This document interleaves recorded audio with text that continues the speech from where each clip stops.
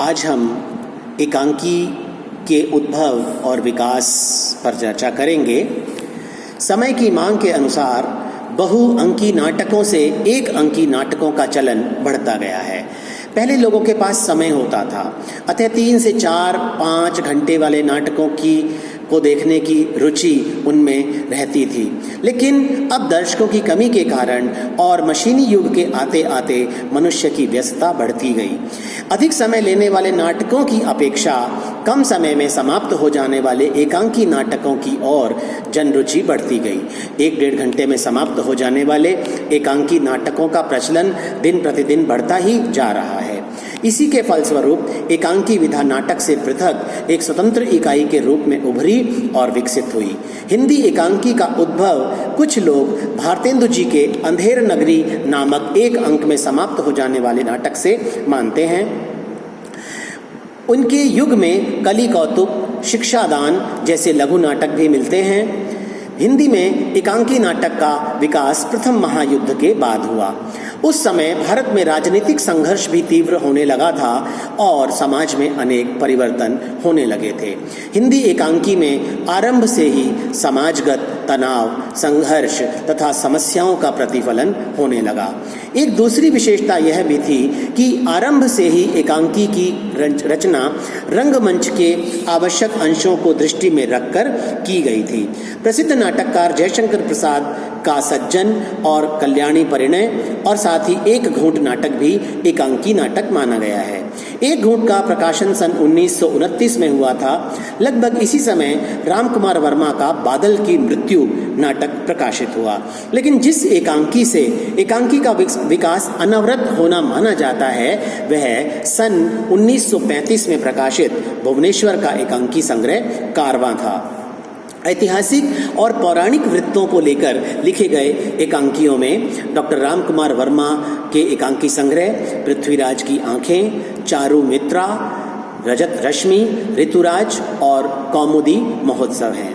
रेशमी टाई में उनके सामाजिक एकांकी संकलित हैं। सप्तकिरण, विभूति, दीपदान, रिमझिम उनके अन्य संकलन हैं। हरिकृष्ण प्रेमी, सेठ गोविंद दास, उदय शंकर भट्ट और लक्ष्मी नारायण मिश्र ने भी इस कोटि के अनेक एकांकी लिखे हैं। सामाजिक यथार्थ पर आधारित एकांकियों में भुवनेश्वर का कारवां, तांबे के कीड़े, स्ट्राइक और ऊसर, डॉक्टर रामकुमार वर्मा के रेशमी टाई, परीक्षा आदि, सेठ गोविंद दास के नवरस, स्पर्धा, एकादशी, सप्तरश्मि आदि संग्रह, उदय शंकर भट्ट के समस्या का अंत, 4 एकांकी, भगवती चरण वर्मा का 2 कलाकार, उपेंद्रनाथ अश्क का देवताओं की छाया में, कैद और उड़ान, चरवाहे आदि प्रमुख हैं। एकांकी रचयिताओं में जगदीश चंद्र माथुर, राम वृक्ष बेनीपुरी, विष्णु प्रभाकर, सद्गुरु शरणावस्थी आदि भी उल्लेखनीय एकांकीकार हैं।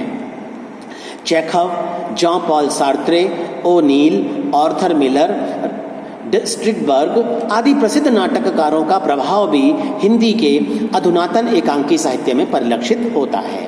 यह प्रभाव रचना शिल्प, संवाद, घटना प्रस्तुति, जीवन परक दृष्टि आदि में विशेष रूप से परिलक्षित है।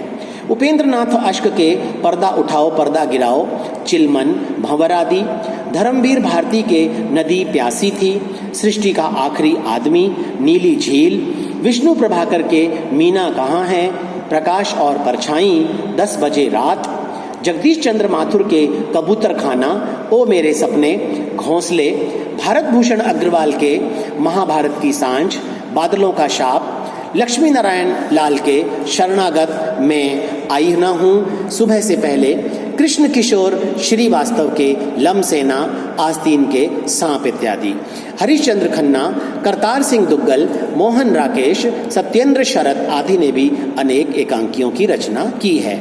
आकाशवाणी से भी एकांकियों के प्रसारण से इस विधा को खूब लोकप्रियता मिली। चिरंजीत, रेवती रमन शर्मा, विनोद रस्तोगी आदि ने इस क्षेत्र में अच्छी ख्याति अर्जित की है। बहुत बहुत धन्यवाद।